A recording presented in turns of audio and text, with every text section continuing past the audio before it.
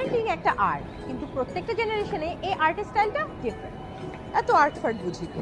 আমাদের সময় বাবা মার কথাই বাচ্চাদের জন্য শেষ কথা ছিল। তবে এখন আর এখনকার সময় আমাদের বাচ্চাদের কথা শুনতে হবে আর ওদের মনটাকে বুঝতেও হবে। আমরা বাচ্চা বড় করেছি টেবিলে খাবার দেওয়া মানে খেতে হবে।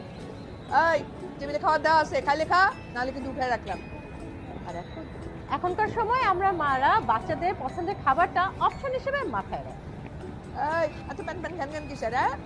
একদম মাইরা ছাল চামড়া উড়াই দেবো। আর এখন ঘ্যান ঘ্যান প্যান প্যান বা tantrums is part of growing up. We have to understand the emotions. খামাখা সুন্দর এই চাইল্ডহুড ক্লাসটা। ট্রমা দিয়ে লাভ। মাগরিবের আজান দিছে, এখন পড়তে বসবি, টানা 4 ঘন্টা পড়তে হবে।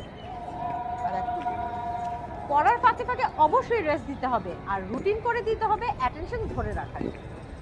সময়ের সাথে সাথে জেনারেশন টু জেনারেশন মন মানসিকতা পাল্টে যায়।